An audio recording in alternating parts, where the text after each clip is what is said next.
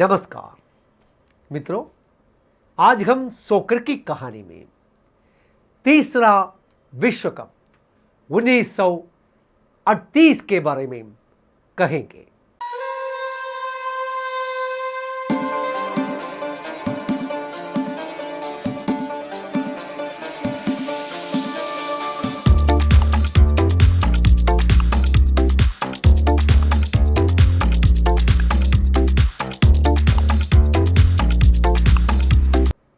जिस तरह से विश्व कप का असंगठित और विवादित स्वरूप में जन्म हुआ था, उसका असर 1938 में भी दिखा, लेकिन तीसरे संस्करण में यह अलग अलग तरीके से सामने आया।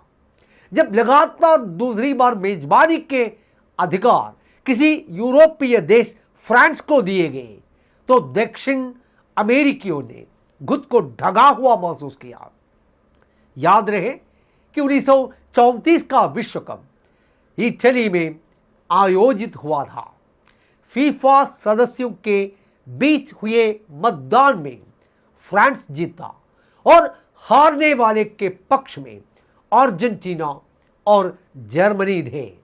वैसे तो कोई आधिकारिक एग्रीमेंट या साइंड डील नहीं हुई थी, लेकिन फिर भी प्रमुख फुटबॉल देशों के बीच एक सामान्य भावना थी, या यूं कहिए कि आम सहमति बनी थी कि विश्व कप के मेजबानी के अधिकार दोनों प्रमुख कॉन्टिनेंट यूरोप और अमेरिका के बीच बारी बारी से घुमाए जाने चाहिए।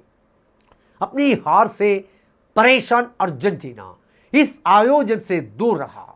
उरुग्वे ने भी ऐसा ही किया, जबकि इसके क्षेत्र के भीतर हो रहे गृह युद्ध के कारण स्पेन को भाग लेने से उन्होंने रोका था। इस बीच दूसरे विश्व युद्ध के काले बादल इस 15 दिवसीय खेल महोत्सव पर तेजी से जमा हो रहे थे, जो 4 जून को शुरू होकर 19 जून को समाप्त हुआ।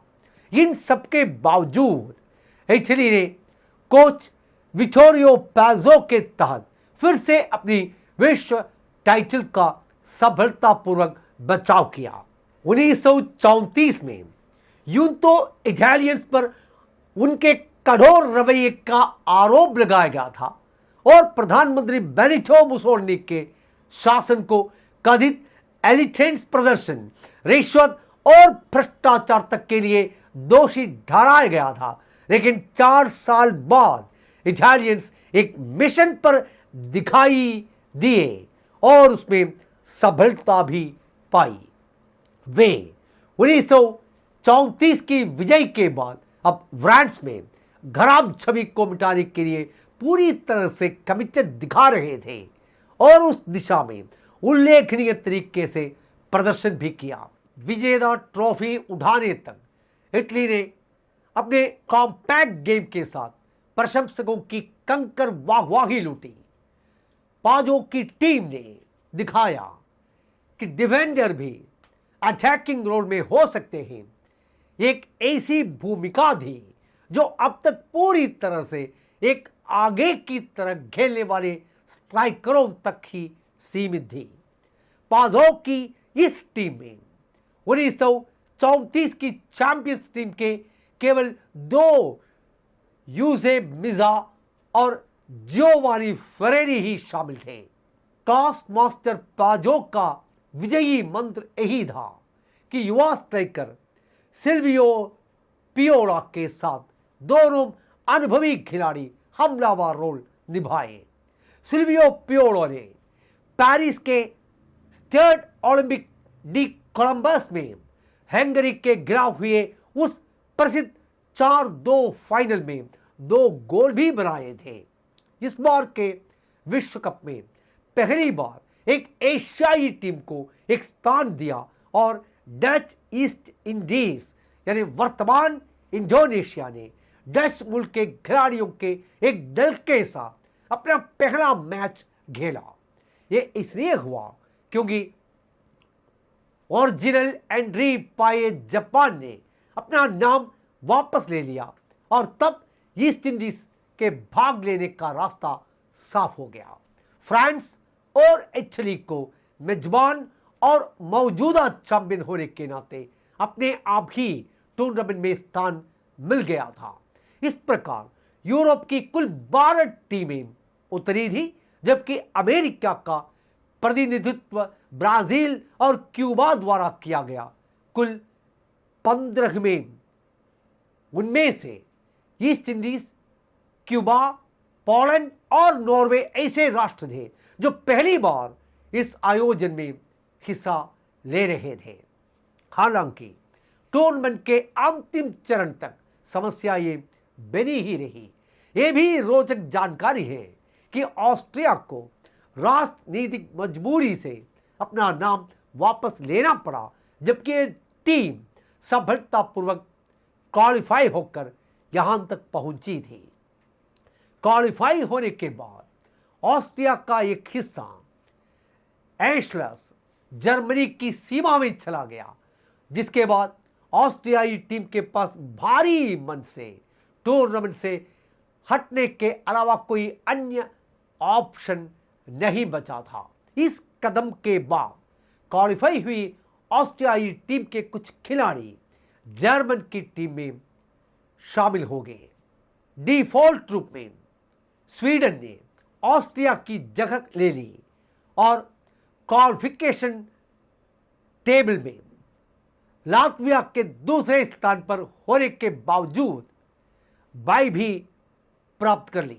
चूंकि फीफा ने लात्विया को हिस्सा लेने के लिए आमंत्रित नहीं किया था, वे इस वजह से दूर हो गए। पहले दौर के नॉकआउट मैच का कप सिस्टम के तहत आयोजित किए गए थे और विश्व कप में इस तरह के फॉर्मेट का यह अंतिम बार पालन हुआ था।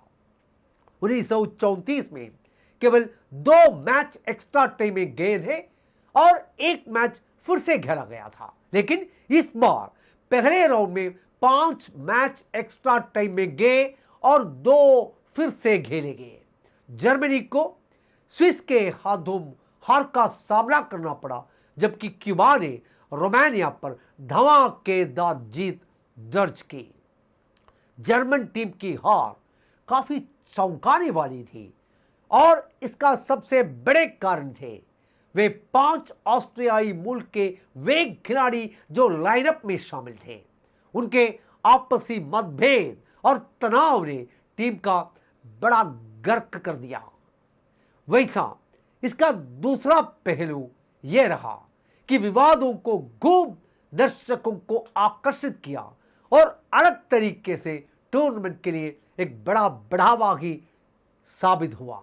हालांकि आगे इससे फ्रांसीसी पक्ष को कोई मदद नहीं हुई, क्योंकि बहुत जल्दी ही घरेलू टीम को इटालियंस ने बाहर दरवाजा दिखा दिया।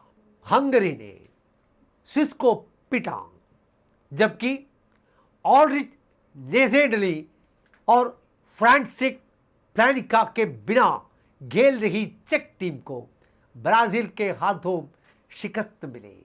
स्वीडन ने बाई ड्रॉ के बाद क्यूबा के खिलाफ काफी आसानी से जीत हासिल कर अंतिम 4 में जगह बनाई। वैसे आगे चलकर स्वीडिश टीम को टूर्नामेंट से विदाई लेनी पड़ी जब हंगरी ने उसे 5-1 के भारी अंतर से मात दे दी। उधर इटालियंस ने कड़े संघर्ष में ब्राजील को 2-1 से पैक किया, जिसके टूर्नामेंट के टॉप स्कोरर और स्टार फॉरवर्ड लियोनास मैच में नहीं खेल पाए थे। फाइनल